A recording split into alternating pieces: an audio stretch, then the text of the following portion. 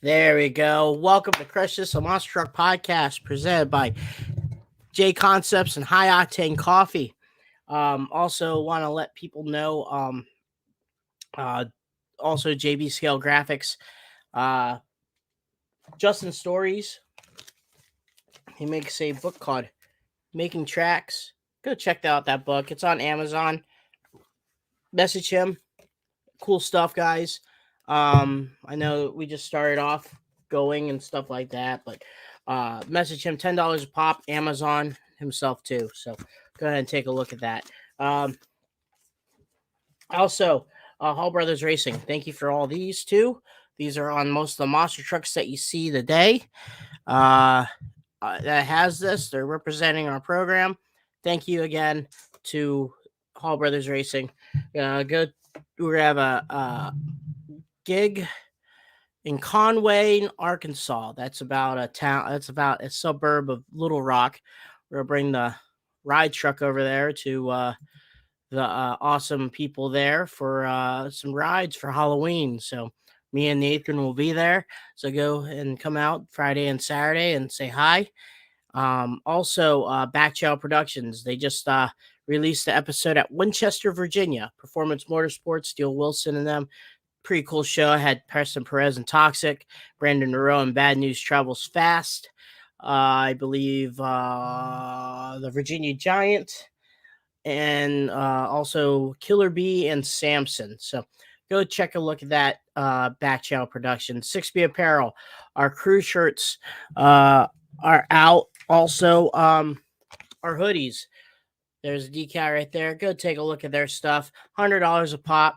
Pretty cool stuff. Also, I'm also gonna release our spread shop link right there. While the ad's going on, we'll take it off during the interview. But there it is right there. Go take a look. Brad's getting some new designs here in the future. Awesome, cool stuff. And some ideas and our t-shirts are there from I think it's like $25 to $30, and then you can get hoodies and stickers and mugs and stuff like that. J Concepts, which is what I'm wearing for this episode, just debuted the new Firestorm, excuse me, racing tires that you would normally see on, uh, 10 scale version of Bigfoot or the Hall Brothers trucks. Go take a look at that. Debut that new designs and stuff like that from Foot, the Bigfoot Nation, the Racing Stripe, and then JB Scale Graphics just debuted the Snake Bite.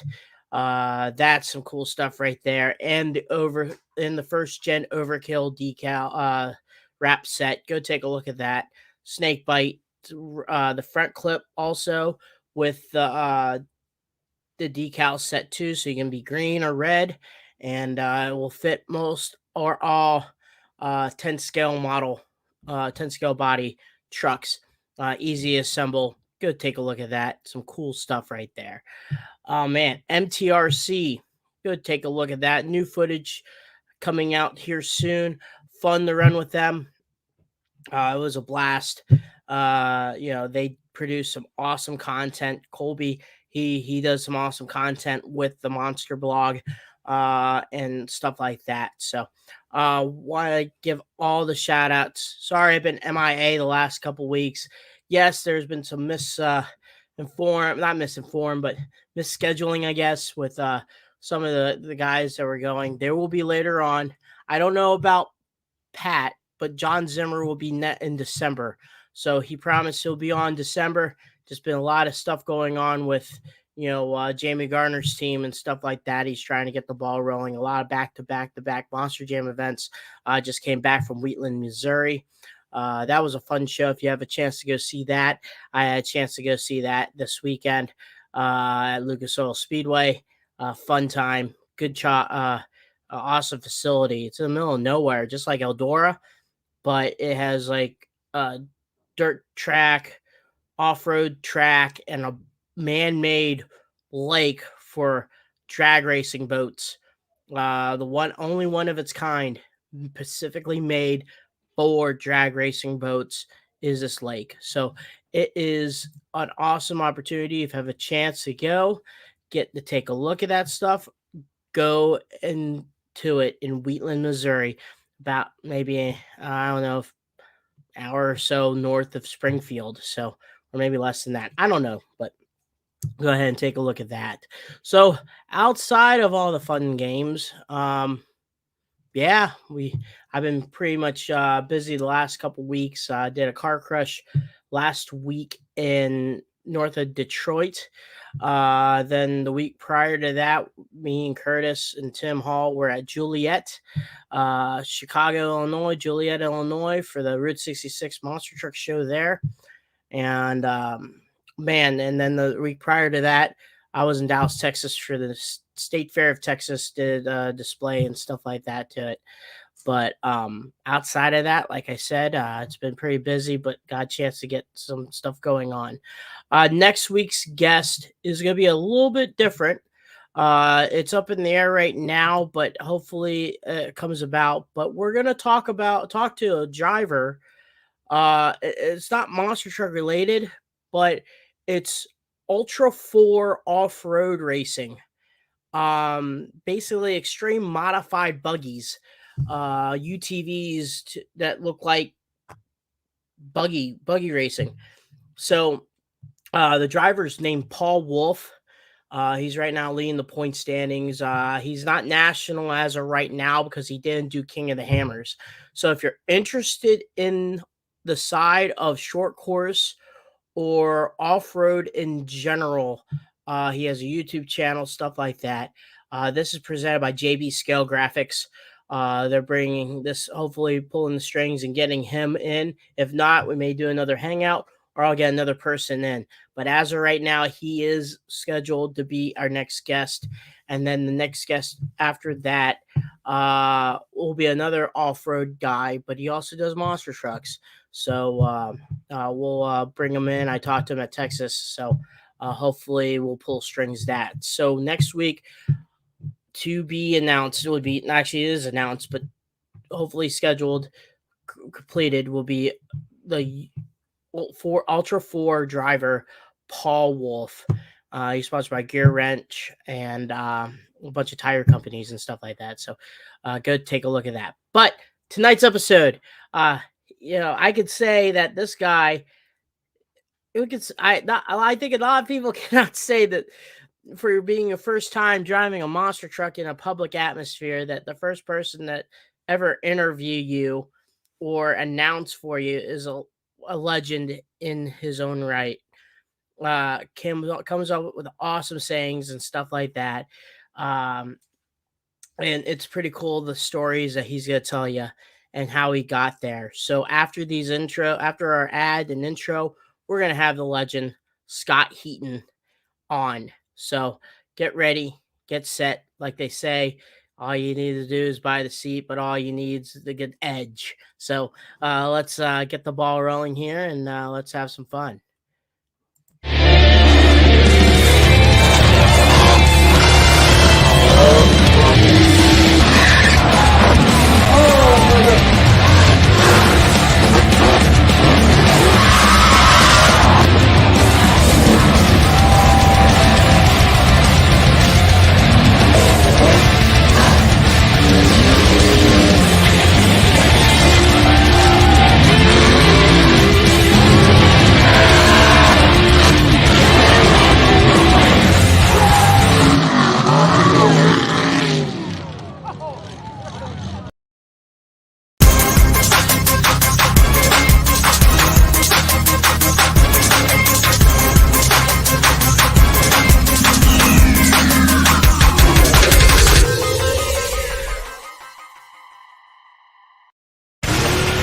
This isn't your typical motorsports podcast.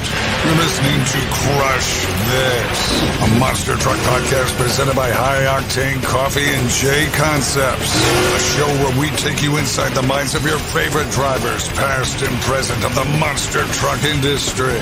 And now, your hosts, Brad Shaw and Dan Cheech. Buckle in. The show starts now.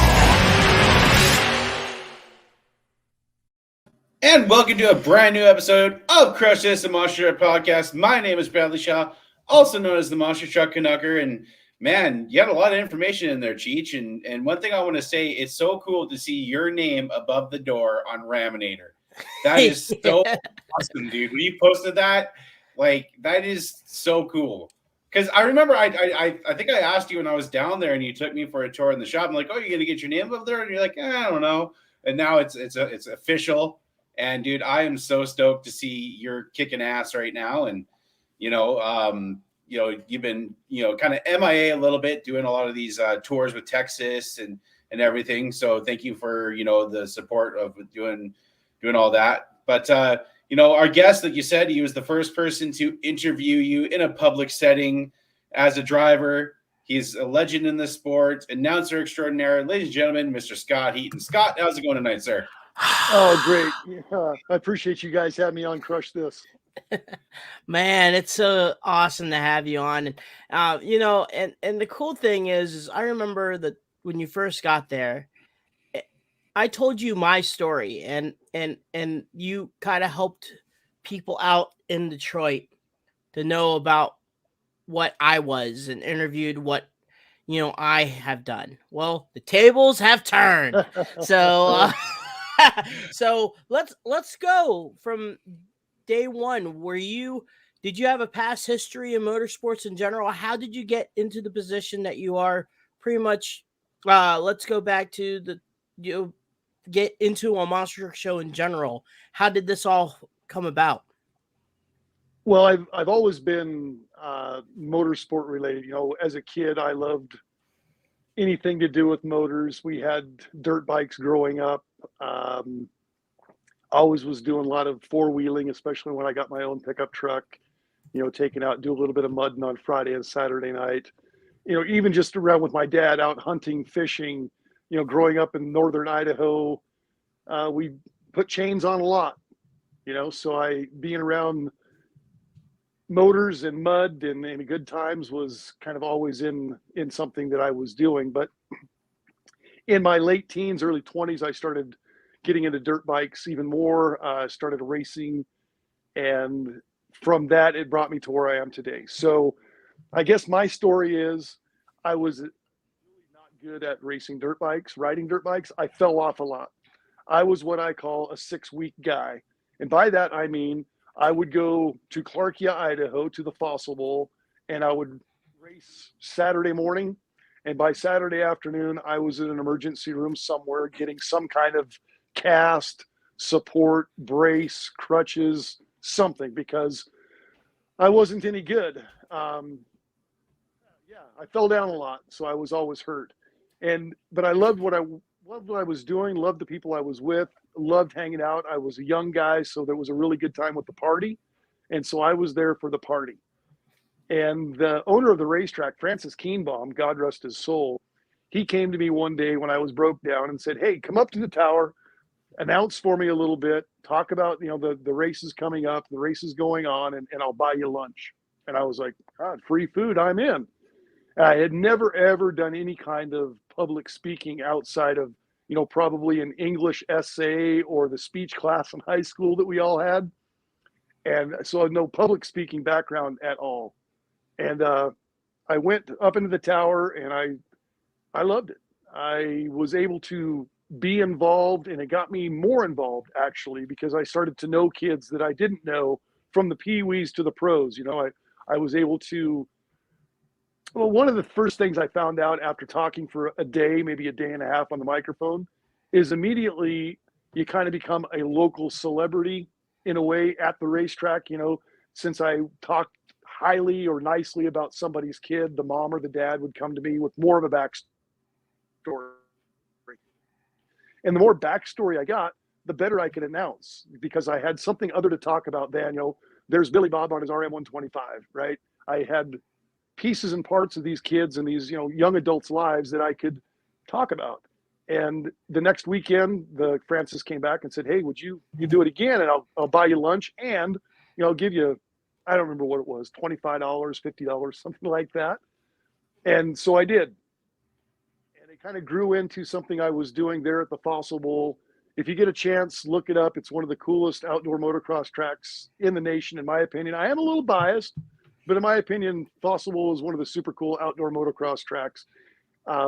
Maybe not in the state of Washington. Washougal is probably the biggest name that you're going to get here in the Pacific Northwest. Fossil's awfully close. Family operation. They got a good rider count. They have a really good track maintenance program with old broken down stuff that they've just make it work. And so out of Fossil, I ended up with a promoter. You guys might know the name of Lee Collins with WHR Motorsports. He got a hold of my partner and I that I was, running with at the time. His name was Doug Miller, and he got a hold of us and said, "Hey, why don't you guys come over to the west side of the state?" And I'm doing the Northwest Arena Cross Nationals there in, I'm drawing a blank on the name of the place, Evergreen Speedway, Oregon? Monroe, Washington. So we would go over to Monroe and we would spend 12, 13, 14-hour days inside a horse barn with 400 dirt bikes and just moto after moto after moto. And after a little bit of doing that, there was another promoter there that I'm not sure if you guys are old enough to know the name, but Steve Wood. He was an integral part of USA Motorsports. He and Lee were friends. They were kind of partnering up on a couple of events, and Steve was there while Lee was putting on an arena cross, and he came up to me and he's like, "Hey, I have a need for an announcer next weekend. Would you be available?" And I was like, "Well, sure." I went from a hamburger and $25 at Clarkia, driving across the state for Lee Collins to get, I don't remember what it was. It wasn't much money, maybe $150, but he was giving me a hotel room and I got to talk about dirt bikes. So when this guy said, "Hey, I've got these events that I'm doing and I'd like you to come do it. I'll buy you a hotel room. You have to fly there. So I'll get you an airplane ticket and we'll put you up in a hotel room and we'll give you $300 to do it." I was like, "Oh my God, you betcha." And not really even knowing what the event was. He just said an event. I assumed dirt bikes because that's all I knew and that's all I did. Well, it ended up being a monster truck show for USA Motorsports at the Evergreen Speedway, outdoor on the speedway itself. And I showed up in Clarkia. There was 5 or 6 horns that were probably brand new in 1950. Okay, that's what I was talking through. And then in the horse barn for Lee, it was some old house speakers that were hung up in the ceiling of this indoor cow facility that was covered with bird poop and mud. And, so I'd really never been on a good PA system. So they bring me to this event, the Evergreen Speedway, a monster truck show. Dennis Anderson and Gravedigger was there. Jeff Boehner and Captain USA. There was like 8 trucks. It was like an 8-truck field. I don't remember who all was there, but I do know that back then there were some pretty big names in that lineup. Well, I get there, and the night before, Reba McEntire had been the musical attraction at the fair. So I sat down to a multi-million-dollar sound system. And I was in the front row right up against the fence of the speedway, and all of the people were in the grandstands behind me, which I never did see that. I was so focused and I was so nervous on doing a good job because the monster truck I had ever seen was a monster truck sitting in the parking lot of a grocery store one time in Lewiston, Idaho, on display. I had never seen one besides Bigfoot on TV. I didn't have a clue about monster trucks. Not even a little bit did I know what monster trucks were about. So I sat down at this PA system and I just the best I could to talk about what was going on. And a couple of times when, I got excited, the crowd behind me got excited and it was noisy, but I didn't really pay attention. I was so focused on what was in front of me, I didn't even think about what was behind me. And then at intermission, I turned around and looked, and there was 10,000 people sitting in the grandstands. And my heart started pacing a little bit more because, that was a big deal. At Clarkia, I was talking to 100 riders plus their moms and dads. So maybe at the most, the biggest 400 people. Same sort of thing with Lee for the Northwest Arena Cross Nationals, maybe 400 people. And I turned around and there's thousands. I was just like, wow, this is pretty cool. By the end of the night, I had made some cash bonuses there was a sponsor called Rusty's 4x4. And when I would get lost or get stuck on say something and it was dead air, I would talk about, Rusty's 4x4. And every few minutes, this guy would walk by and slip $50 bill in my pocket. I was like, God, this is the greatest thing on earth. And from there at Evergreen Speedway, I ended up going to BC Place Stadium. If you guys have ever been to BC Place Stadium, it is one of the largest domes in the world. I think it fits 74,000 people. At this time, it was USA Motorsports and TNT Motorsports, what was it called? Motorsports Spectacular, that was aired on television. So this is a TV show that I walk into. I'd never been to that big of a city building. I'm from a town of 3,000 people. I had never seen anything like that in my life. So going to that facility to begin with just was absolutely phenomenal. I walk into the place through the airlock tunnel. I get down and I get my direction. I have my announcers meeting on what they're expecting of me, what sponsors to take care of. They gave me a bag of shirts for throwaway stuff, for giveaways. And really the first time that I made the floor was house dark under spots. And so I walk out, and again, I can't see the crowd. I walk into this place under a spotlight, which is brand new to me. And I think at the time I'd already developed what I kind of think is my signature call of, "Are you ready?" And so I did a big and 74,000 people very loudly, very vocally said, yeah, they were ready. And it kind of scared me a little bit because I'd never heard that kind of noise before. Don Frankish was there. We were just talking about that with Bradshaw here earlier in the night when he was telling me where he's from. Frankish, I think both of his trucks, Maniac and Jurassic Attack, were there. It seems like Jason Twitty and Wild Hair. I'm sure Jeff Boehner and Captain USA. And I just don't remember. That's been a long time ago. I don't remember the complete lineup there either. But they also had dirt bikes that night. There was like a 250 Pro Arena Cross that was part of the show, which that's something for some of you younger guys. You may not realize monster truck shows back in the day were 5, 6, maybe 7 elements. Right now you get monsters and quads, maybe, or monsters and pro arena trucks. Back then it was pro arena trucks, dirt bikes, monster trucks, a thrill act of some kind, whether that would be like Jen Schneider and the Cannon Lady or rollover cars. And if you guys have never seen rollover cars, Google it. It's some of the best side act action I've ever had as a rollover car competition. So this was a full night of activities. Plus there was a TV crew. So when the 250 Pro dirt bike race happened, I was interviewing I don't remember if it was a heat race or maybe even a main event winner. I know his name was Todd. So I was standing there talking to this guy. I had the microphone up my face. I asked a question. I put the microphone in his face. And at that time, I see this guy with a great big gigantic TV camera in a dead sprint running at me. He runs up to about 15 feet, slides up on his knees and puts his camera on me. And that's when I look up at the wall and there's my ugly mug, 70 foot by 70 foot on the big screen inside the BC Place Stadium. And I remember being completely frozen. Todd had answered my question and then thanked his sponsors. And I was still just staring at myself on that 70 foot by 70 foot big screen TV, thinking like, God, why didn't you shave? Man, your nose is crooked. Man, you should have got a haircut. All of these things, I was just totally froze. And for some reason, I kicked out of it, finished the event, and I became USA's announcer. I think that was like in 96, I think.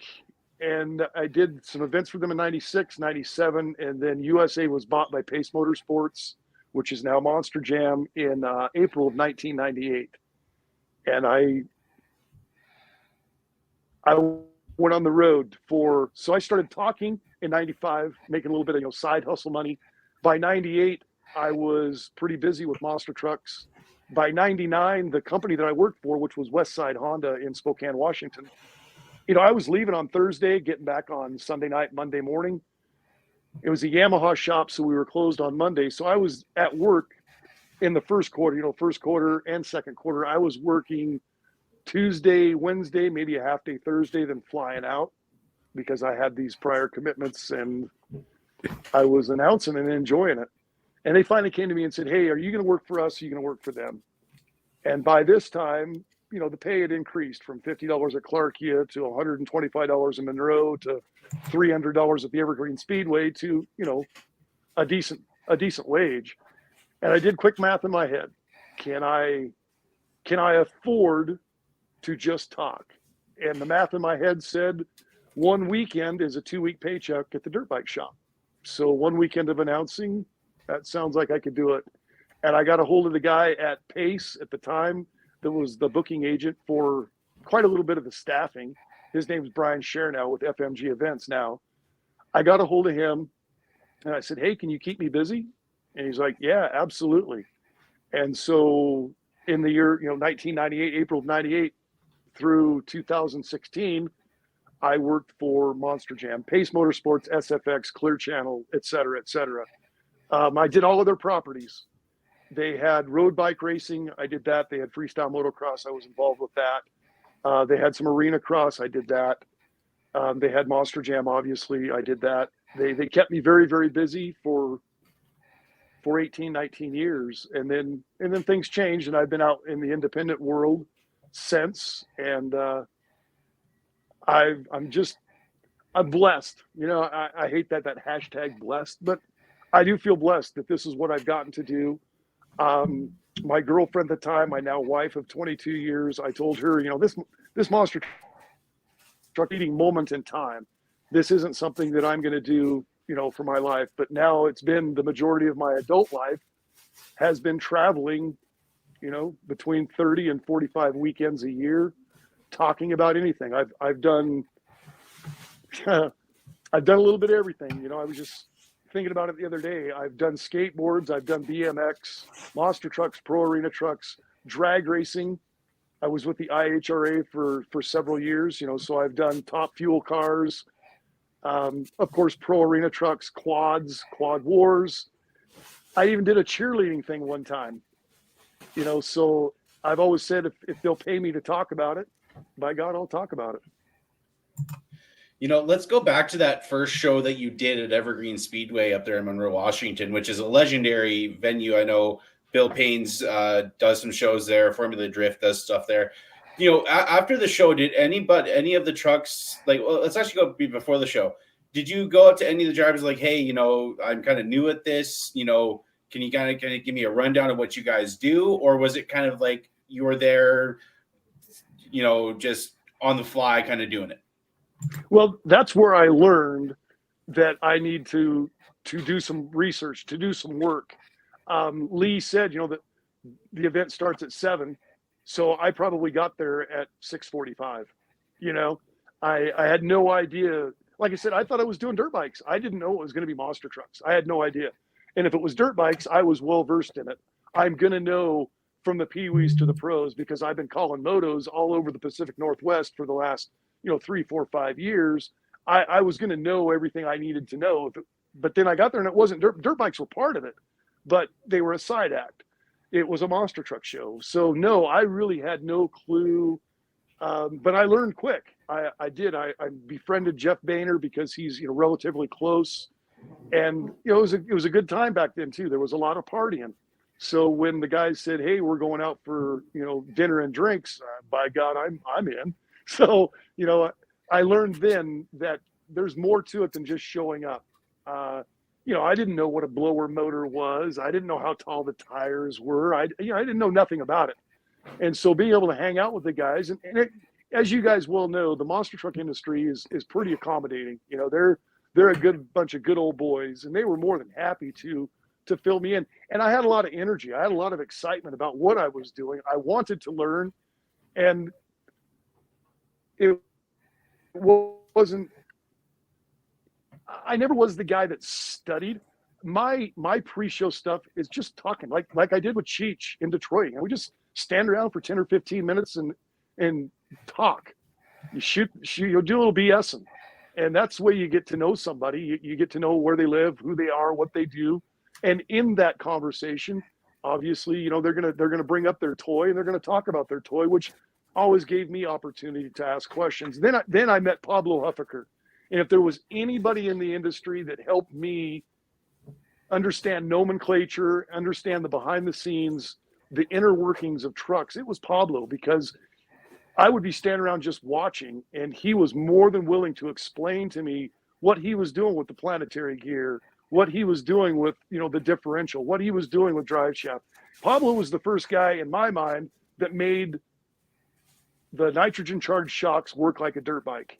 And so it was, I had some background in that kind of stuff. So it wasn't like it was completely foreign, but guys like Pablo, Tom Mintz was invaluable, and Jeff Boehner, invaluable in my early years of answering questions in just like we're doing now, just in a conversation, just three guys hanging out talking about monster trucks.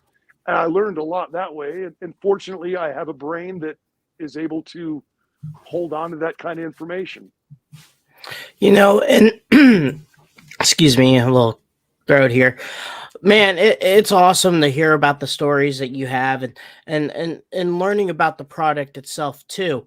And you said Pablo helped you a lot, and with that too, when you see, I always thought with you or the announcer is a key part of a monster truck show is, outside having the monster trucks, having you being just exciting, having showing excitement to the fans.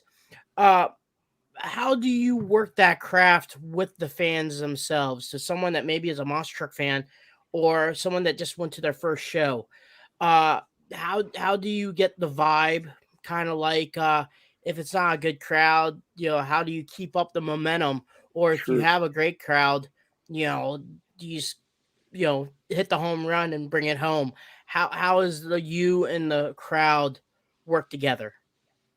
Well, in the early days, I went to a family gathering at my mom and dad's house, and my grandmother was there, my mom's mom. And she said to me, obviously my parents had said, well, Scott is traveling and he's doing these things. And so my grandma says to me, what is it that you do? What are you doing? And I started telling her. And as I started telling her about what I was doing, I realized at that moment that that's how I needed to treat the fans. I needed to be able to talk to them, because there might be a casual fan. There might be somebody that's there for their first time that doesn't have a clue what it is. And so as I was explaining to my grandma how or what I do, what I was doing for a living, I kind of got that realization of, hey, this is good. This 15, grandma, what you do, if you can consolidate that down to 2 or 3 minutes to give track explanation or an overview of the event that the folks that have paid money are going to see, that would be a beneficial thing to have. And so I just kind of took my talk with grandma and shortened that down into, more of an overview of what people would see at the event. As far as entertaining the crowd or working with the crowd or how the crowd works with me, I'm excited as heck to be here. I'm all pumped up with adrenaline. I'm hopped up on Mountain Dew.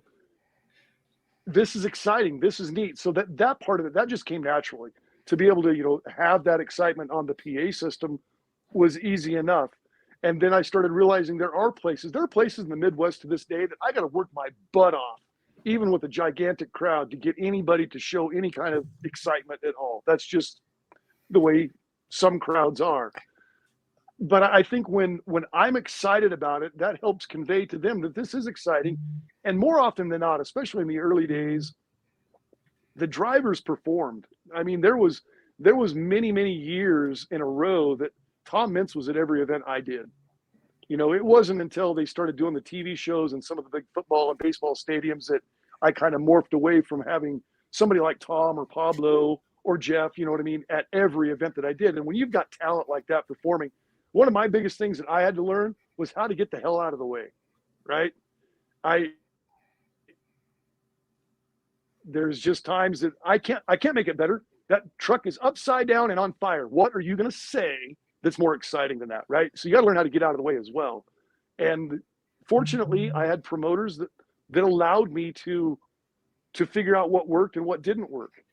And I'll forever be grateful for the people that allowed me to learn by trial and error. Because when you fail in my job, when your house dark and spot on you, and all the focus and attention in the building is on you, and You say something stupid or out of line or way too repetitive, it's very evident.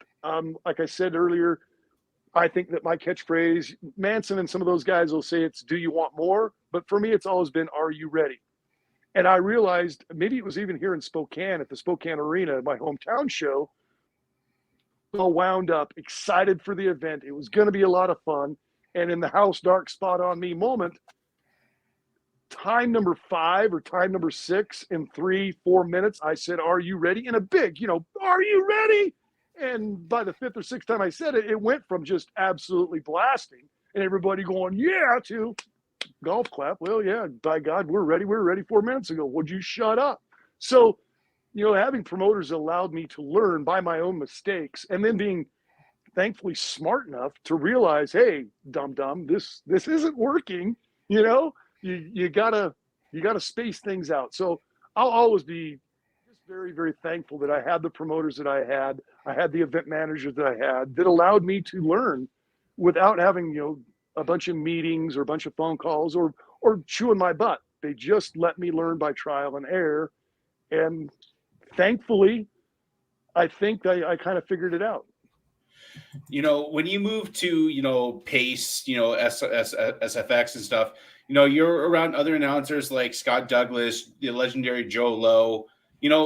Did any of those guys have any, impact on your career and any advice that they gave you, when you were just starting out and learning? No. Nope. Flat out no. I roomed with Joe a couple of times. We worked together a couple of times over the years. Unfortunately, before he passed, he was a good man. He's a good guy. He knew his business. He knew his job very well. But no, Joe had the same outlook as I do.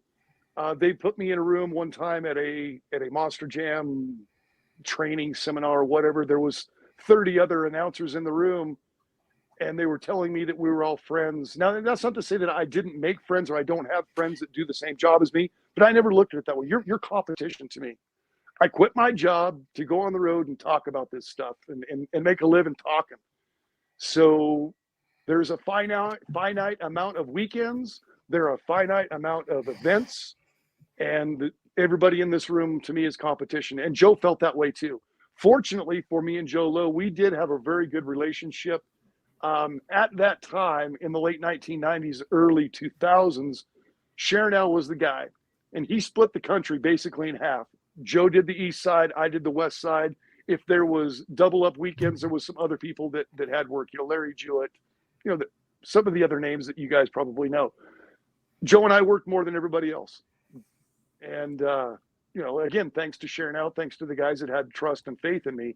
But no, as far as learning from Joe or any of those guys teaching me something, I would just say no. I learned by the way of School of Hard Knocks, and that's the way I've pretty much lived my life. I'm not a college educated guy. I struggled to get through high school just like most everybody because I had girls and beer and motorcycles on the brain. But no, I can't look back at any moment where I was with another announcer. I'll take that back. I'll actually take that back a little bit. Dave Bennett. Dave Bennett was an announcer for USA Motorsports. And I stole some stuff from Dave. Elliot Miller, Brian Manson, they kind of give me a hard time about intermission when I say, if you've had a warm one that turned into a cold one, it's time, you can have time now to get another cold one. That's Dave Bennett. So yeah, I guess I'll have to say that I did learn stuff because Dave told me that he stole stuff from other announcers and feel free to take from me, and I did. So yeah, I guess I was wrong when I categorically denied learning anything from any other announcer. That's not true. I learned from Dave Bennett.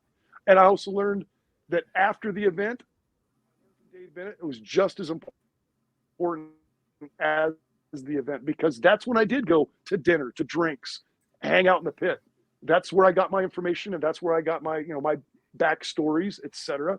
And I learned that from Dave. So I'm actually glad you asked that question, Bradshaw, because that brings back a very fond memory of Dave. And here we got our first fan question, and actually two. One, Mr. Norm Miller says to you, Scott, an amazing announcer and very passionate about his work, Mr. Norm Miller. He was one of our guests, Batman driver, barefoot driver and he ran a few times out. He was a West Coast guy. Scott Dudley, he's a crew member. He helps out with Mark Peterson in the Reptoid. His question for you, Scott, was having to be roped in announcing at his hometown show. What advice could you give to someone thrown into the fire? Be yourself.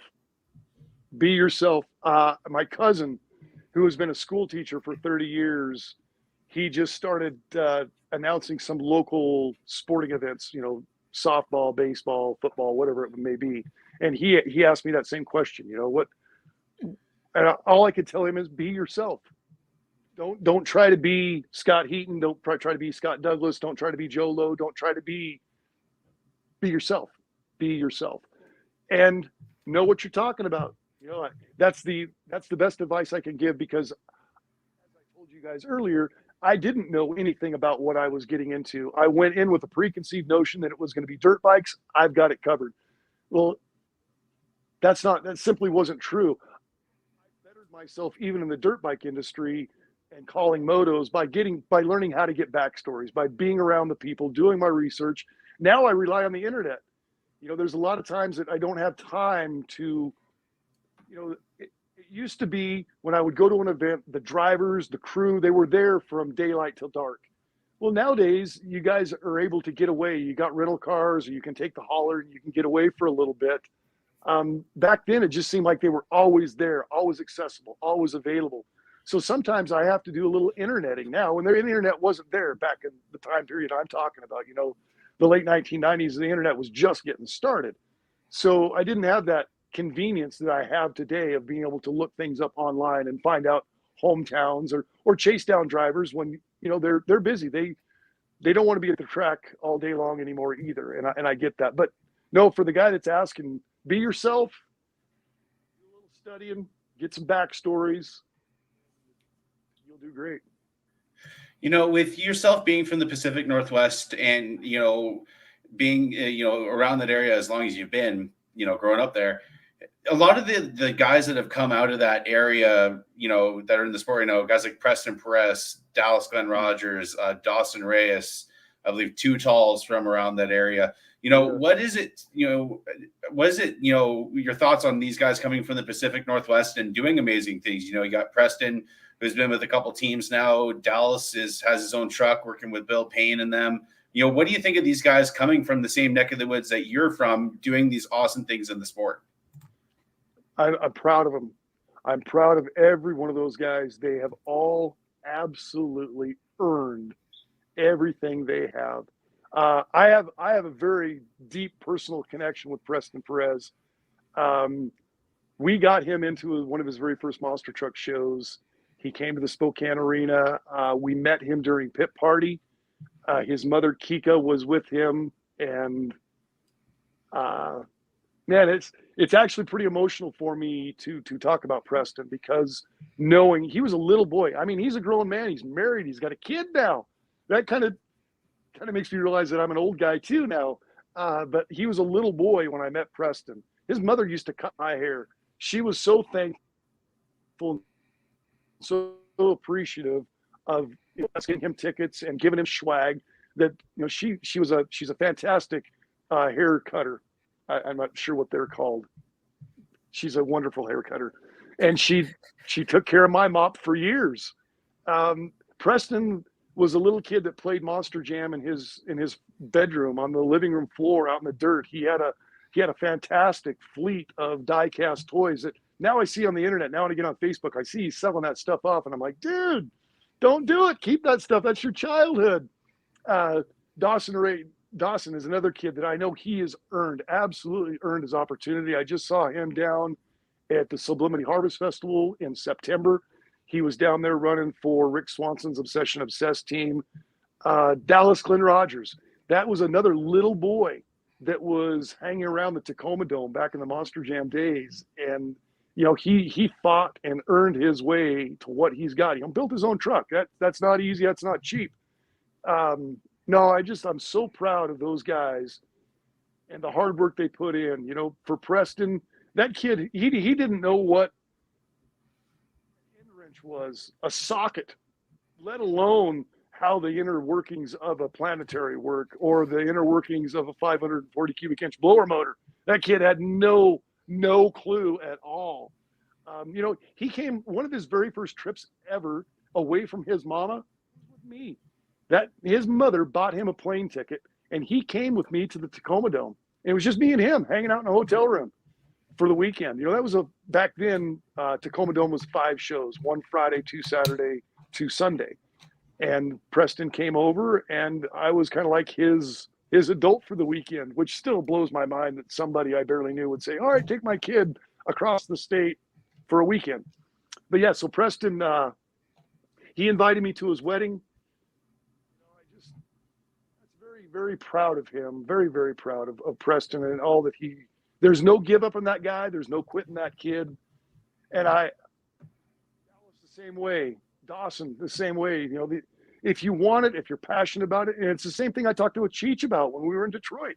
If you're passionate about it, if you want to, go get it. There's nobody going to hand you nothing, and if they hand it to you, it probably wasn't worth it, right? So those guys working for what they've accomplished, achieving their goals, setting goals, having goals. I wasn't that kid. I wasn't like Preston. I wasn't like Dallas. I didn't have these things in my mind as a kid of, I want to do this. I just was kind of skating by on life. I was just doing what it takes to pay my rent and to have beer money. And for these guys at a young age, I'm talking young age. These boys were young, like elementary school age, young. And they had a dream then, and now they're young men in their 20s raising children, and they have this dream that they captured. And that we need more of that. We need more of that in this world. We need you kids. We need you dreamers. We need people that want to work. They don't want to have it handed to them. They want to learn. And by God, if there's anybody in this industry that had an uphill grind, a hardest road that I know of to date, Perez. It's awesome because we played video games and stuff like that. Even Brad and I'm in that type of uphill climb also, from nothing to, at least something. And it's always crazy to do that. And you too, Scott, you had a climb also, because from, starting off where you were at to now where, after you did your time with Monster Jam, the other promoters picked you up, and their voice is very keen to the sport itself.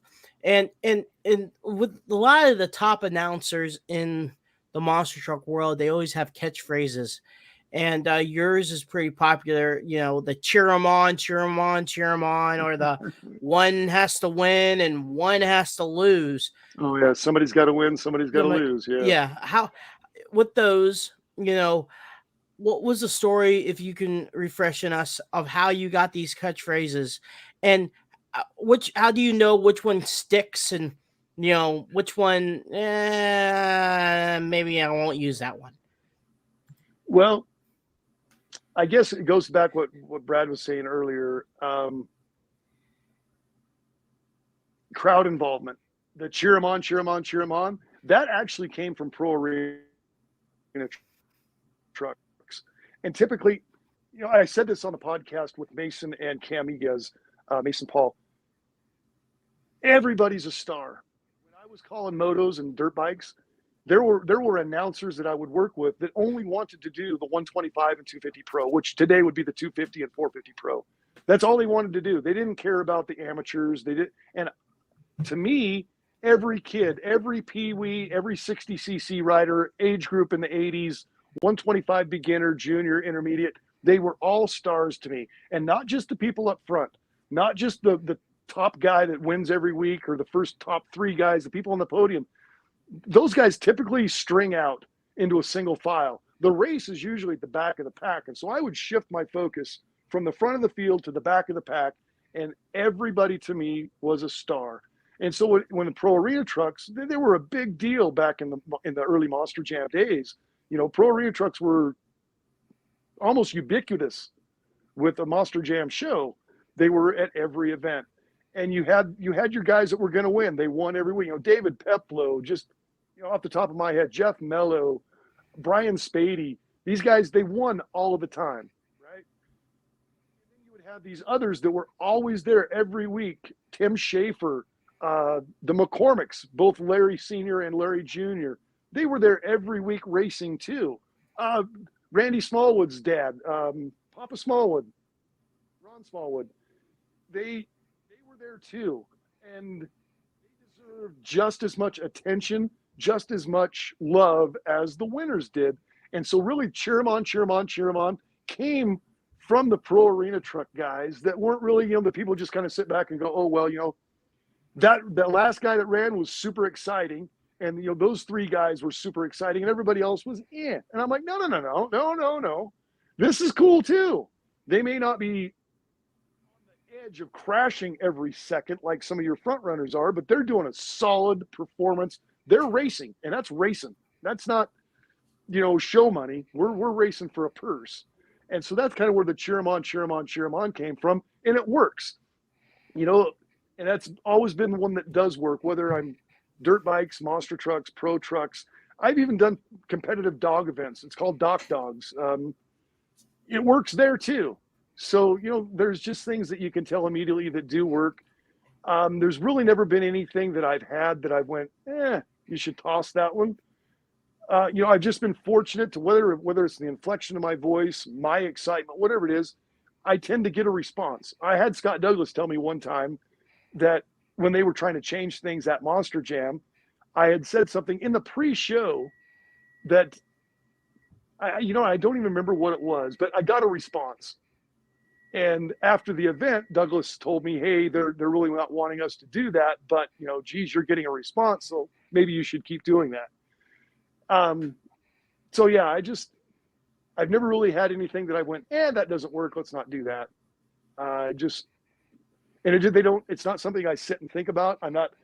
I think a lot of the guys that I interview that are monster truck guys that are driving their hauler up and down the road week in, week out, some of the conversations that we have, it doesn't matter what I say. I could say, hey, you can eat a pineapple through your ear. They're going to say, thank you guys for coming out on Saturday night. They have their prepared speech because they thought about it going up and down the road, right? I've never done that. I've never came home and in my decompressed time and thought, well, what can I say? To me, it's off the cuff. It just happens. If it works, I keep at it. And if something that doesn't work, I don't even realize it, because if it didn't work, it wasn't something I thought about or put effort into. It just happened. And if I got a response internally, somewhere in my brain says, hey, try that again. If it didn't work, I just move on. One thing that I wanted to kind of touch on, which I've kind of been geeking over lately, is watching some old school motocross. And, the 90s was such a different time for motocross. I noticed behind you, there's one of those chest protectors or whatever behind you with the number on it, the crazy gear. And, a lot of people are starting to, kind of relive that with, Red Bull Straight Rhythm, going back to only 2 strokes. What was it about the 90s and motocross that just made it special? Was it because of the 2 strokes, the gear, or was it kind of a mixture of all of it? Because in that time, there was the whole Crusty Demons blowing up and all that. So how was it being around that around moto in that time period in the 90s? Actually, give me just a second. Yeah, could you have Bubby shut the internet off? It's affecting us. Tell her to get off the web, please. So back in the 90s, dirt bikes exploded. And it's Jeremy McGrath. You look back to the Ezra Luss, Jeremy McGrath, Kevin Windham days, Jeff Emig. There was storylines outside, and plus television. ESPN picked up Supercross back then, and they were showing outdoor motocross. So it became a little bit more mainstream. In the past of dirt bikes, let's say in the 80s, 70s, 80s, and early 90s, you would see dirt bikes on TV, but most likely it was Sean Kalos at Carlsbad, right? And that was going to be 2 or 3 weeks, if not months, after the actual race. And then ESPN came along and said, hey, we're going to broadcast this. And if it wasn't live, it was at least the same night or the same weekend. So maybe it would happen Saturday night and then it would air on Sunday. So that helped with the recognition and the explosion of the popularity. But then you had guys like Jeremy McGrath was fantastic to sport. You know, he was an engaging personality. Most all of the guys were an engaging personality, and let them behind the scenes. For me, the Crusty Demons of Dirt and that kind of stuff, we had a little finger in that too. You know, with the guys around this area, we were involved a little bit. Like Crusty Demons of Dirt, Children of the Metal God. If you've never seen it, watch it. There's one little clip at Clarkie at the Fossil Bowl and what a corner called the catcher's mitt. It was a great big 180-degree turn, bowl turn. And Jimmy Lamastis, one of the fastest local pros that's ever been out of this area, he actually ended up with a national number 75, which that's saying something in the dirt bike world. He rails that corner, fifth gear wide open on a Honda CR250, laid over sideways with the foot peg dragging, the handlebar just about dragging, and he's wide open. So he's, 55, 60 miles an hour around a bowl turn. Just the advent of getting it on videotape, getting it on ESPN, that was a huge part of the explosion. And now it's so hard to find dirt bike racing on TV. I know Mav TV does a great job with it now. I know they've been shopping it around for years. You went from ESPN to ESPN2, and then you saw some stuff on Speed Channel. And Speed Channel was hugely same sort of thing that happened with Monster Jam and Monster Trucks. Think about it. When Speed Channel started showing Monster Jam, dude, if it wasn't NASCAR on Speed Channel, it was Monster Jam. And that created an opportunity for kids like Preston Perez, who maybe didn't know what monster truck were, to go, wow, look, there's monster trucks on TV, and I like that. That's something I think is super cool. So television medium had a great impact on the 1990s in motorsports in general.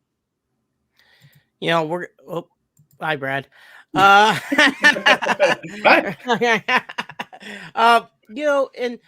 fast forward to today.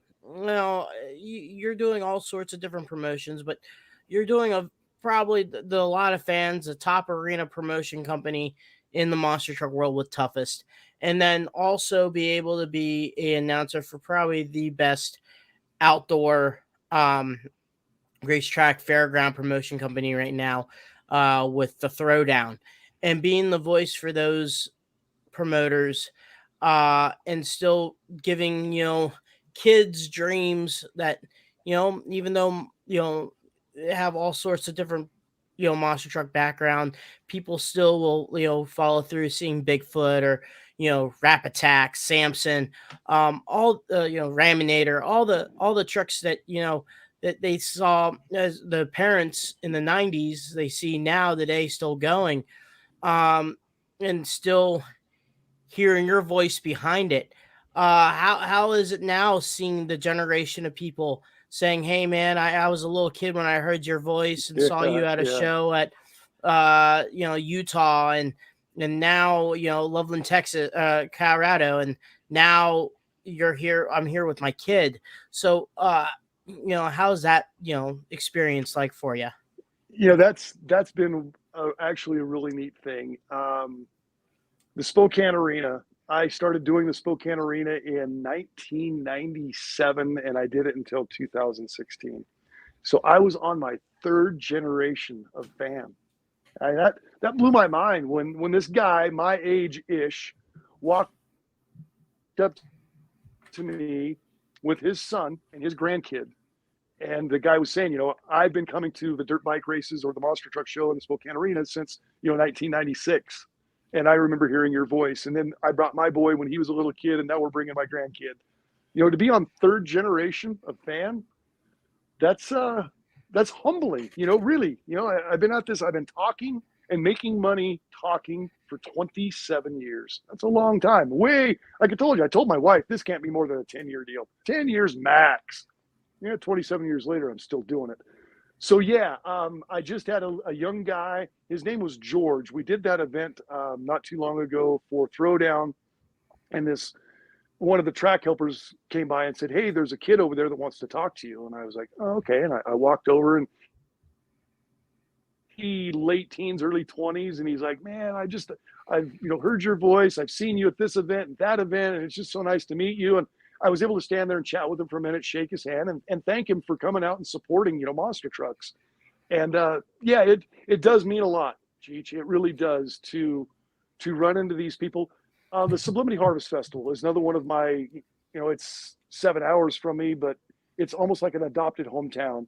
To go down there and to feel welcome, and to have people come up to me and say, it just isn't Harvest Festival without you. I don't really get that. I'm appreciative. It's very nice and kind that they say things like that. But in my position too, I always kind of wonder, are they saying it because they really mean it, or are they saying it just because they have a chance to say something nice? So when I hear those kind of things, it does feel good. It does feel nice, and I'm just kind of humbled by it too. Really, really humbled by that, knowing that I've never ever felt that I am part of the show or that I am the show. I always thought I was a facilitator of the show. And for someone to come to me, some little kid that's like, hey, sign my flag, and would you put cheer 'em on it? That's pretty cool. That's pretty cool. I want my last question for you, doing the North American Auto Show in Detroit, it's a big deal for the industry. Number one, showcasing the sport that we have a passion about and that we love, that we're involved in, to people that may have never seen a monster truck or have never been a part, have gone to a show or anything. How is that for you, being able to be the announcer for that and, introduce a sport to people that may have not known about it before? That was really cool, and I thanked Elliot Miller profusely for involving me and asking me to come do that, because I wholeheartedly meant it. I always thank promoters that'll have me. I am appreciative that anybody that'll give me a job. I always try to make sure and tell them, thank you for having me, because it really is heartfelt. I earnestly mean thank you. But I had to tell Elliot in front of everybody there at his trailer that, thanks for involving me in this. This is a pretty neat deal that we're doing. And Elliot being Elliot, he's like, yeah, it's a thing. And I'm like, no, it's a really cool thing. He's like, yeah, it's a thing. I'm like, no, this is a really cool thing. He's like, okay, it's a cool thing. I'm like, no, it really is a cool thing. There was so many kids when Cheech would get done with his run, or Bob would get done with his run, or Elliot would get done with his crush, and they would come over to the merch tent and hang out for a few minutes and sign autographs. There were so many children and so many moms and dads that said, wow, this is the neatest thing. We've seen them on TV. We've never been this close. Where is the next event? Where is an event? Where can I go see this and more of this? That was super cool.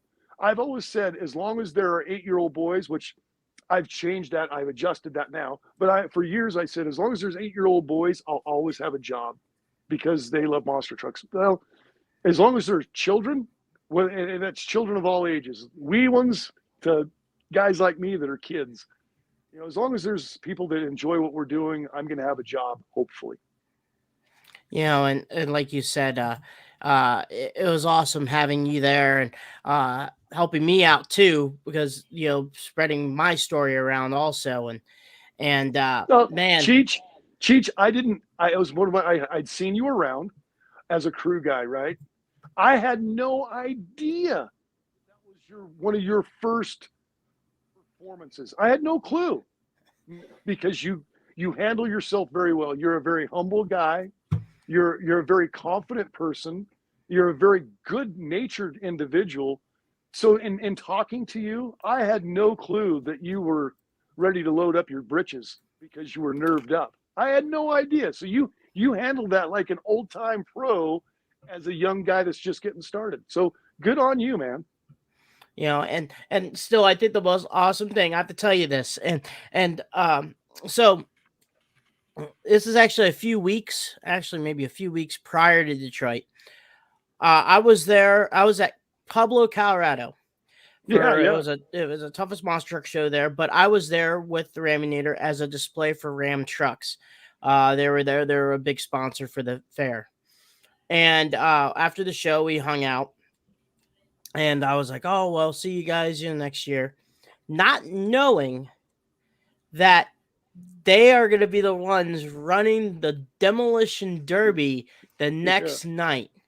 Yeah. I swear to God, Brad, It was a demolition derby / rock concert. It was the most electrifying demo derby that I ever been a part of. And it was nonstop action, music, Scott ripping it up.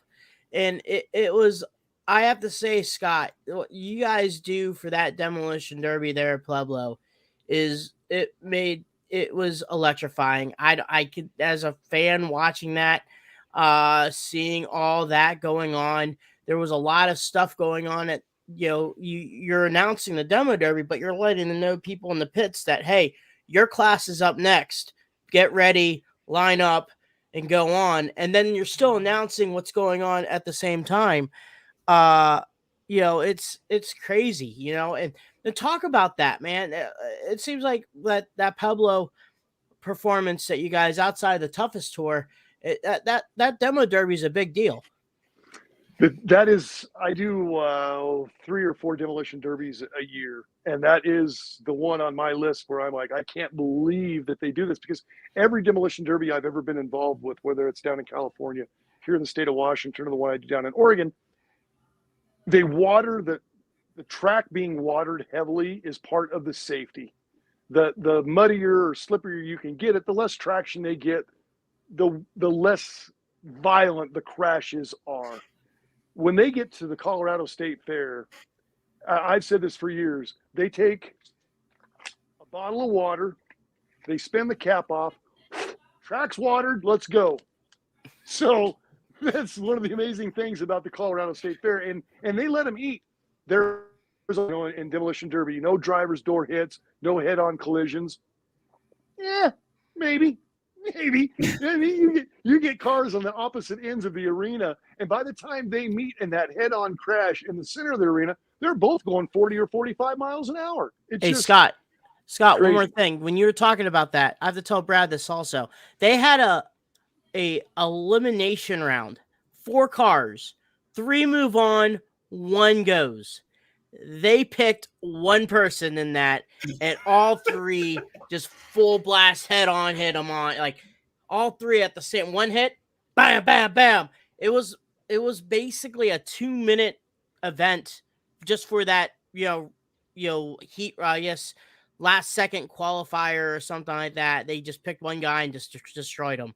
It was crazy. Go on, Scott, but I had to tell that story. Yeah, no, it is nuts. It is one of the craziest things. Every time I do that event, I'm just shocked that the ambulance people aren't busier than they are, because they know what that event is. They know coming into it, this is going to be a hard hitting son of a gun. They used to have an outlaw class. God rest his soul. Tommy G, he just passed on last year, or this year actually, but he had this outlaw class. They put gussets and channel iron and tube straight down the middle of like a station wagon from the rear tailgate all the way up to the front bumper. It was a piece of like 4x4 square tube. And then there was gussets and support beams welded off of that to the sides and the doors. They had pieces of channel iron down the doors. They had the tires full of concrete. Totally illegal. That's why it's called the outlaw class. All I could think of is somebody's going to die. Safety third. Exact safety third. Safety, whatever. It's the outlaw class. Anything goes. I mean, these guys are getting it. They're out there in a big block motor, and they've got chains on the tires to help with traction and all of these different things. And they're just mashing one another. And how do you, as an announcer, how can I not get excited? How can that not come out of my voice or out of my being when I'm watching something that's just making me go, I can't believe this is happening. So as far as carrying some excitement on those kind of events, it's so easy. That just, when you were describing that, that's the only thing that came to my mind is safety third. Yeah. Just, and that is a big part of what we do in this industry. We are very safety conscious. We are safety minded. And I just applaud all of the drivers that go out there and run as hard as they do. I just think back to some of the guys over the years that have taken such hard spills, and I'm broke down from dirt bike racing. I told you I was a 6-week guy, so everything on me is basically baling wire and duct tape.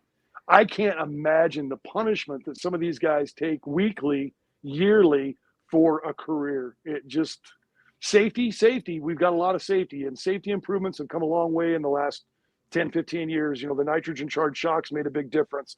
The wraparound seats, the custom frame seats, going from a 4-inch neck roll to a Hans device, all of those things have made it better. There was a time in the 1990s, early 2000s that most of the monster truck guys I talked to, they turned at the waist. There was no turning their head, from chin to shoulder. They didn't do it because their doggone neck and back hurt so bad. Now you look like Jeff Boehner is my classic example. Jeff turned at the waist for years. 4-inch neck roll went away because of the Hans device, the lariat, whatever brand you want to call it. The neck restraint came into play. And I think that would have lengthened a lot of guys' careers if that had come along a little bit sooner. Because just watching what a difference it made for Jeff Boehner, I can't imagine what difference it's going to make for like Cheech and this new generation of driver. They're going to have a lot longer run just because of some of these safety things. And unfortunately, like Mike Speller, Papa Speller always said, you can look back at the rule book and you see a rule, he can probably tell you a story as to why that rule got made, and that's because somebody screwed up big time.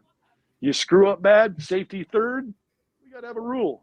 And thank God for those rules, because it's going to make a difference for guys like Cheech.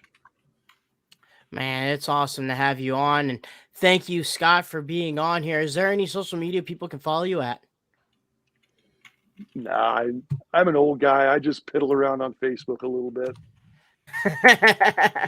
Or they could catch you at a toughest monster truck show and a monster truck throwdown or any event around the country, right? You're going to be doing some toughest, right? I'm really don't have my schedule set for 23.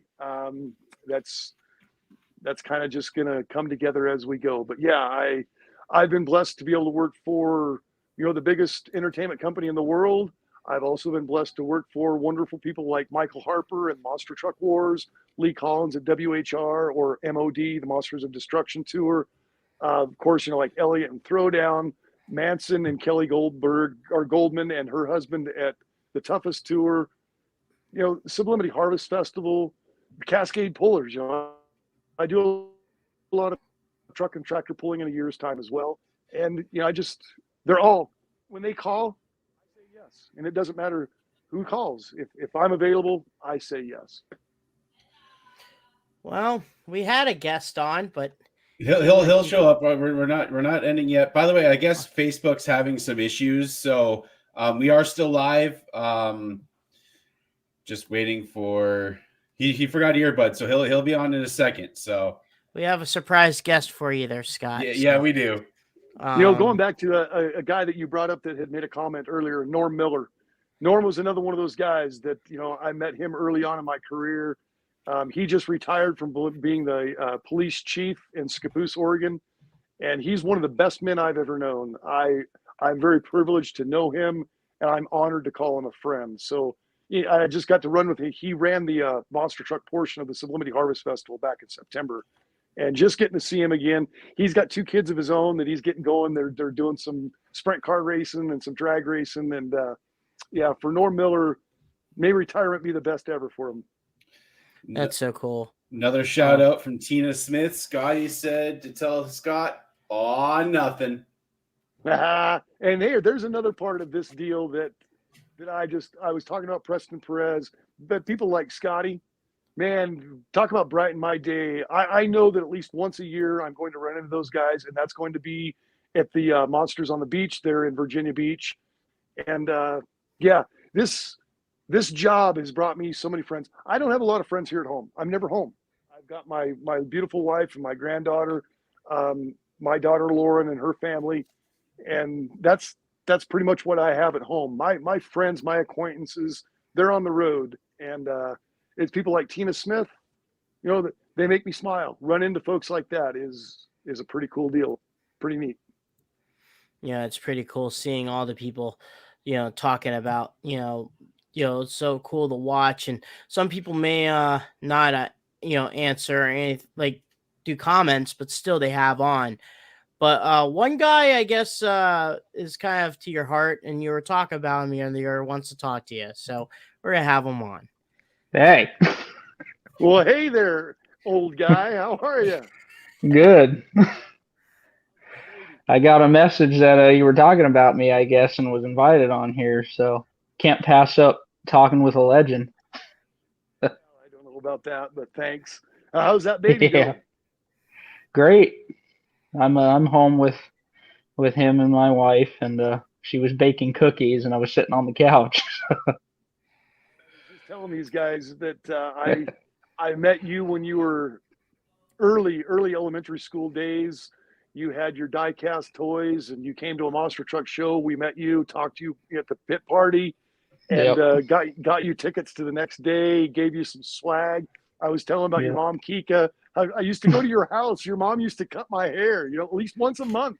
I came to Yeah. your house and hung out. It's Yeah. pretty cool. We watched the World Finals, played the video game, everything, He was Yeah, telling me that you're his first babysitter. basically. And what's interesting about that is Preston used to say to me all the time, well, you're on this DVD and you're on that DVD, and I've watched all. I've still to this day, I've never watched one. Really? Never watched one. No, never have. That's And crazy. you know why? And you know why? Is because Preston told me I was on it. Just like Don't like watching yourself. Exactly. It goes back to what I told you about the BC Play Stadium. When I seen myself on that 70-foot by 70-foot TV screen, I was just like, whoa, you need to shave. You're ugly. Your nose is crooked. You need a haircut. Why didn't you see Kika before you left? All of those things. I'm the same way. I did a bunch of stuff for the NHRDA, the National Hot Rod Diesel Association, with Randy Cole. We did a thing called Diesel TV. So all day long, I've got a camera on me, and it's Diesel TV. It was like an internet broadcast like we're doing tonight. And I never did see one of those episodes either. So if Preston hadn't have told me that I was on those DVDs, I wouldn't even have known I was on the DVDs. So have you guys done a show together? Not yet. He's not. Yeah. I'm really hoping for that. I have a schedule next year coming up. I don't know if I'm supposed to announce it yet, but it's a promoter that you worked for before, and I was hoping you'd probably be at one. But I'm trying to get, now that I'm with Corey, I hope to get shows like Monsters on the Beach and stuff like that, because I know you'll be there. And that's probably one of the last goals that I have that I really want to accomplish. I have tons of goals, but that one I hold to my heart, that I would like you to announce a show that I'm at, because that would just be the best. Well, when I saw you this year at the beach show, you were crewing there and you had your lovely wife with you. I thought that too. I thought, one of these days I'm going to get a chance, and that's been, I guess, some of the compliments that I've received over some of my lifetime of talking is I've had 3 or 4 drivers now. Dave Smith, he currently owns Maniac, one of Don Frankish's old trucks. Mm-hmm. He did Sublimity Harvest Festival 3 or 4 years ago. And he came to me Saturday afternoon after the Friday event, and he said, that's a bucket list deal. Scott Heaton announced me and my truck's name at an event. And that makes a guy feel good. Like I said, I've always tried to be, humble, and some of that kind of stuff embarrasses me or kind of makes me feel all gooey inside. But the day that I get to announce Preston Perez at a monster truck show, it'll be a highlight for me too, because that is one backstory that I can tell like nobody else. And I was about to say here, even though I'm on the opposite card, Preston, my first ever announcer was Scott Heaton, but still, even for me as a fan, knowing about you, Scott, it kind of motivated me behind the wheel of the truck, because, I'm thinking I have you announcing these fans what I'm doing right now to this truck, crushing cars, doing stuff like that. That kind of motivates me internally, because it's like, I'm going to be a fan. Preston's a fan. Brad on his phone's a fan. And, it's still, we have that, I don't know how to say it, a giddy feeling.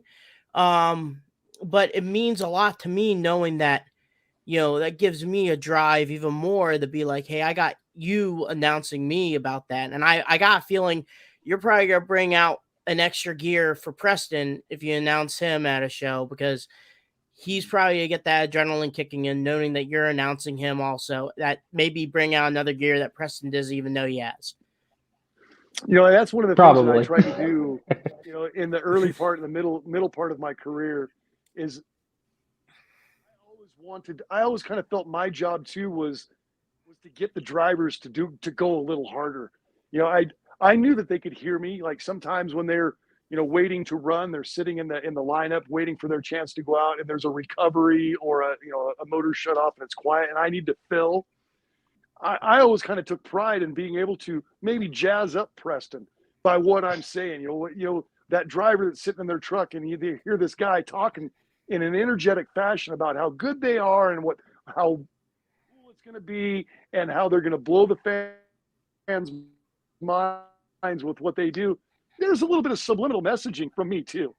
I'm trying to get in Preston's head because I'm just like the fans. I don't want to see somebody come out there and poop around. I want you to get it. That's what I'm here for. I want you to get it. So, if one day I get to do Preston and he ends up upside down and on fire, it ain't my fault. It's his. Yeah, that's about right. I probably will be if you're there.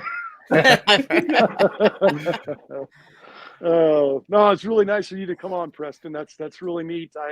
I hope everything's going well for you. And I got to ask, I was telling these guys earlier, you weren't listening. You were messaged that I was talking about you. I was telling you, these guys, when you started off, you didn't know what an end wrench was. You didn't know what a socket was. You didn't know what a planetary. You knew what a planetary. You'd heard the word, but you had no idea what it was or how it worked. Yep, nothing. Not at all. Now, years later, are you a fix-it guy, or are you one of these fly-in drivers that watch Definitely a fix-it guy. I got a lot to learn. Good. I don't know everything by any means, but I fiberglass my own bodies. I was doing that in the parking lot along with the rest of Jim Kohler's guys this year. Swap motors, tear apart corners, everything. So I'm at the shop. It's me and Corey Snyder at the shop all day long, and sometimes he leaves and I'm there by myself finishing up the job. So and I take the rig down the road. I got a CDL and pursued that, and I do shows. This last show that I did at the NC State Fair, I took my wife and my son, and it was just me going down the road setting the truck up, and then I have a crew guy. He comes and he helps out.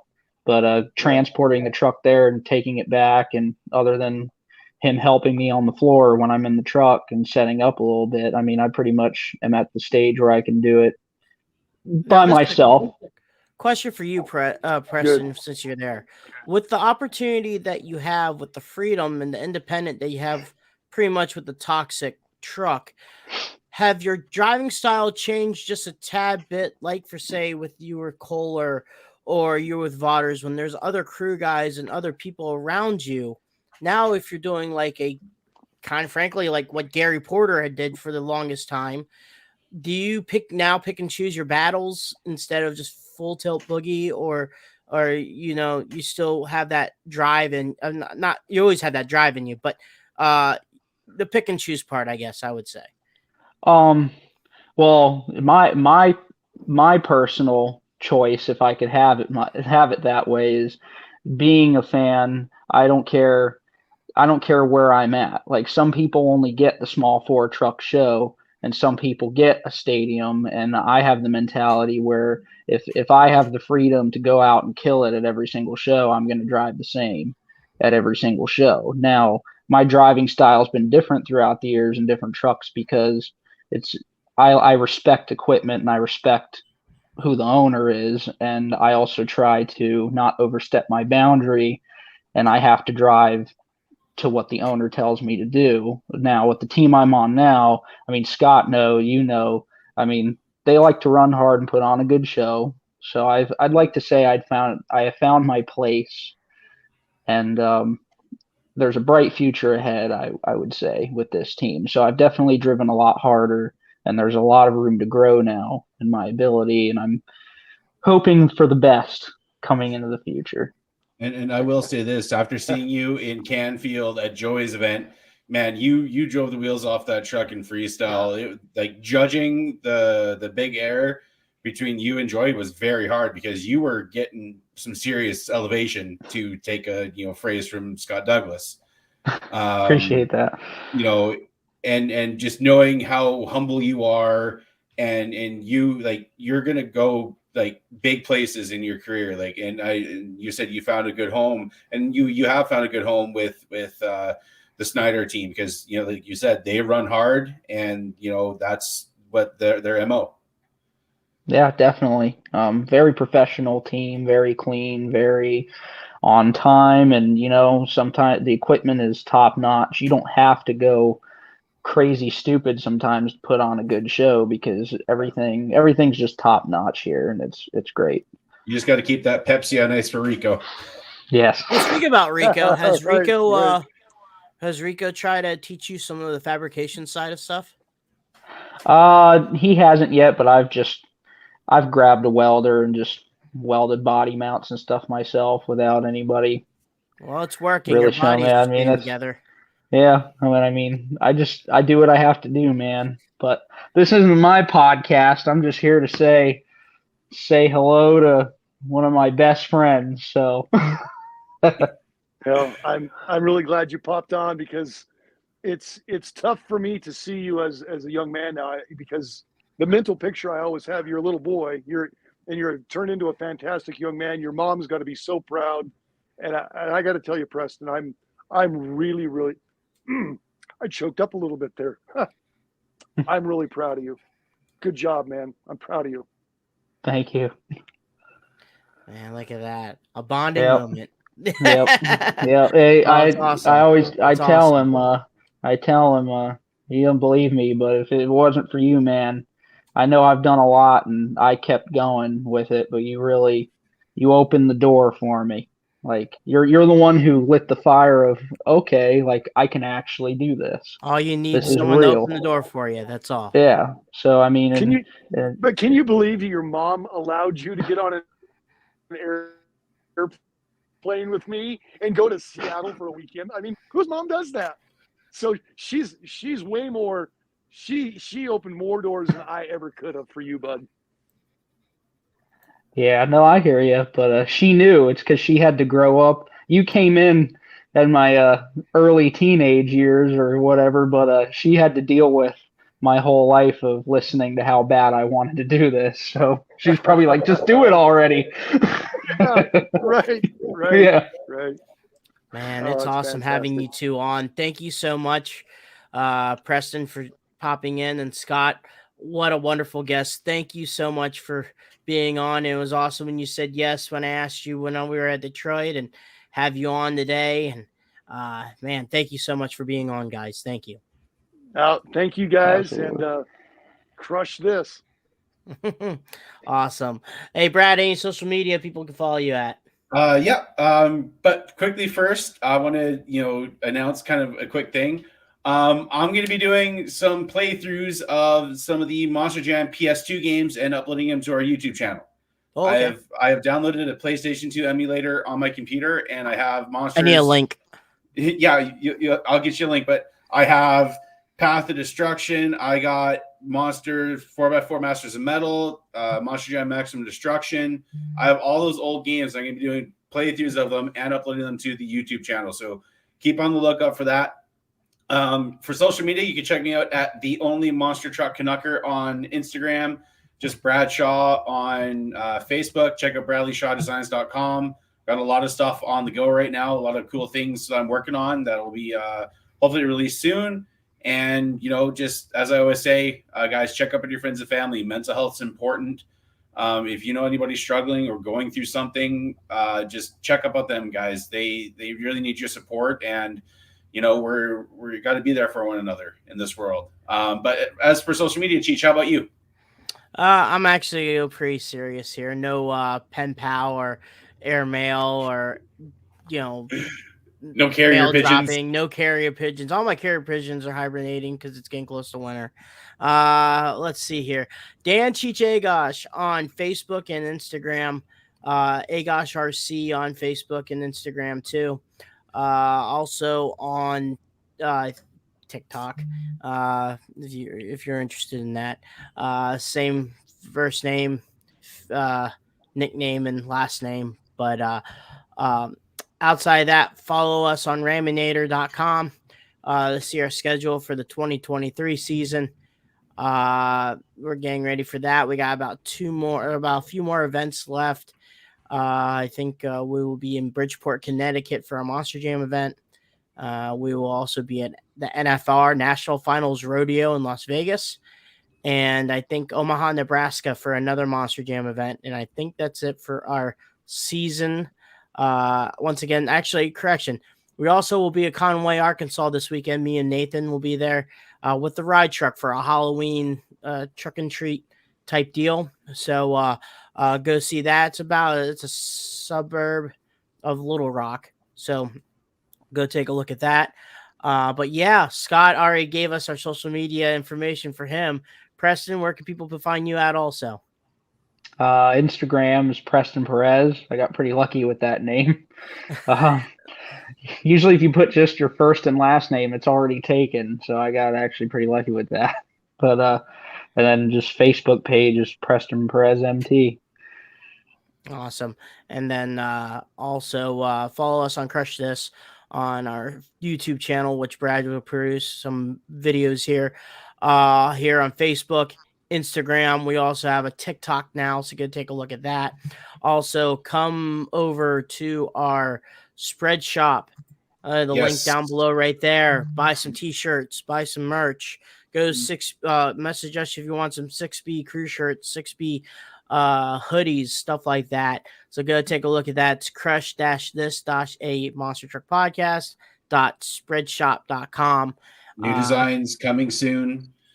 I know we've been teasing it for a while, but they are being worked on. I lost about 2 weeks of design time because I was brutally sick, but new designs are coming soon and they are sick. Cheech has seen some of them, and possible new crew shirt design coming too. It's time to kind of refresh stuff for the new year, and we'll probably be coming out with some new designs for that as well. So once again, guys, thank you for being on. Paul Wolf will be in question for next week. If you guys are interested in Ultra 4 racing, this is going to be a representative and a guest through JB Scale Graphics. Go take a look at all his stuff. Outside of RC decals, like the officially licensed with Bigfoot, Bad Habit, Obsessed, Overkill. He is also doing stuff for full scale wraps. He's doing a lot of Ultra 4s, a lot of buggy racing, rock bouncers.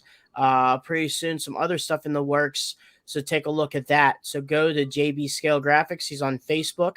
It's actually a couple. It's John and his wife Bex, and go take a look at their stuff. They also make flags, and right now they're up and coming group. Go check out their stuff. Same thing with J Concepts. They're also all officially licensed by Bigfoot, Samson, and USA One. Get their RC stuff. They just debuted some new tires. They just debuted also a few months ago the Ford Bronco body. Go take a look at that stuff too. Last week we hung out with Joe Sylvester and High Octane Coffee. Go take awesome coffee. Go take a look at his stuff too. He's on Instagram and Facebook too with High Octane Coffee. Go stop by Canfield or their Youngstown store if you're ever want some cool brew, some awesome coffee, some muffins, donuts, etc. Take a look at their shop too. There's some little fine knickknacks too, the old monster truck toys, maybe a Hall of Fame poster, stuff like that. So MTRC, Colby Marshall runs that with the Toughest Monster Truck Tour. Go take a look at his stuff. Awesome RC action. Cool video that just posted with my Executioner against Gravedigger. The old girl pulled it off and knocked Josh Rhodes out. No, I'm just kidding. But it's some awesome content, some old school and some stuff like that. So go take a look at that stuff. And 6B Apparel, Chris from 6B does some awesome stuff. Like I said, we got some hoodies and some crew shirts. So go ahead and take a look at that. Back Channel Productions just came out with the Winchester, Virginia. Preston, you were there, rocking the toxic truck there. Good hard racing, I tell you what. Racing Brandon DeRoe and Tim B and then Rick Steffens. You had for a small show in Winchester, that was a stacked lineup, but that was awesome to see you there. Yeah, that was a fun one. All right, boys. Back in July. Do better. Do better. Be better. I'm out. See ya. All right. See ya. See ya. But that was Scott Heaton, guys. I'm closing up this show right now. Preston just signed off also, guys. So once again, thank you so much for everyone to be on here. Once again, thank you for you fans. Thank you to the sponsors. We'll get more people on. Sorry about the last couple weeks. It's scheduling. That's the way nature of the beast is. Also, one more thing I want to congratulate. Austin, Tweety, and Harley Johnson. They're getting married this weekend. They're part of the Throttle Out show, also part of Triple B Motorsports. Want to say congratulations for them this weekend. I guess they're getting hitched in Las Vegas. Once again, congratulations, you two. Awesome moment. Can't wait for you guys to be back on with your Throttle Out and see you guys in first quarter. But once again, guys, you could send this out to them and everything like that. From us to crush this, congratulations, guys, and live, prosper, have a good time, and be there for each other. Just do what you guys have to do. But congratulations. Also, one quick thing that I just realized, that it's been almost 8 years since our first recording for Crush This. I just realized that because it was either it was November or December 2014 is when we did our first recording with Joe Sylvester. So and Aaron Kane. And he was doing his interview in a Chick-fil-A parking lot. Yeah. So, thank you to everybody that has supported us through the last 8 years. We're coming up on year 9 in the new year. So thank you to everybody that supports us in what we do. It means the world to us. We've had our ups and downs, times where the show may have, not have been around, but, we've stuck through it all. And thanks to you guys and the support you show us, we do this because we love it. And, thank you guys. And thank you, Cheech, for, saying, heck yeah, let's do this, all those years ago. So I have one request for you. Every single episode from now on, add something to your wall. I'm wanting to. Don't make excuses. All you have to do is find an item and put it on your wall. Okay. Doesn't matter if it's a 5-cent piece you find at the local grocery store or a Fastenal calendar that has the NASCAR thing. Just keep on adding different. That's the plan. That's the plan. I want to get some shelving. Your racing seat. I didn't see that before. Now it's there now. Yep, my racing sim. Just add something, maybe like a neon light or like. That's the plan. I want to put some stuff on the wall. I'm getting some artwork made of. Don't just tell me that. Just show me one piece every week. Oh yeah. I'm gonna do something. Okay, I'm not asking. Don't be saying I'm gonna do this. I'm gonna do that. I don't care. One piece. So next week, next Tuesday, there has to be. It could be a big piece. It could be a gravedigger door. I don't know. But if people want to send stuff, I'll gladly accept it. It has to. No. Let's change this up. It has to be clean, folks. It cannot be. Yes. It can't be a blow-up doll. It can't be something stupid. It has to relate to either monster trucks or NHRA or motorsports in general. Related. Yeah, motorsports related. It has to be. I'm going to get some shelving put up. Or even hockey. You find or even hockey. Edmonton Oilers. Edmonton beat your Penguins. How about Season's still young. Season's still young. And wait a minute. It was on overtime. So, but I think, right? 4 unanswered goals, though. Overtime. 6-3. But still, doesn't matter. Yeah. Still young, and we're still second. So there's going to be some shelving here somewhere for all my die casts. I got a bunch of them, and my fiance hates that they're getting everywhere. So if anyone can go back to episode and take a picture of Brad throwing up the eggnog just for him talking crap about the Penguin Edmonton game, I need someone to get that photo. There's no photo because I turned my camera off. There's tears in your eyes in one picture. I just know it. Find it. I will send it to him, and he has to put it on his will. By the way, my brother just did the 2022 One Chip Challenge and survived. Good. I can't. So some people are tough. Yeah. We know But- who's a tough one in the family, Brad. Anyway, so but anyway, yeah, man, thank you for everything, guys. We'll post this up.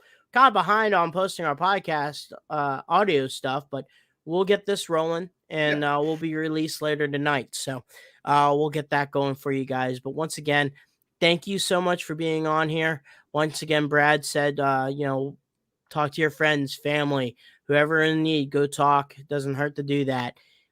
Just watch out for yourself, guys. And also be kind to others. You just never know how someone's day is. And if you can, just help them out. It's a tough thing in general. So once again, I finally got a job. I thought he's pregnant.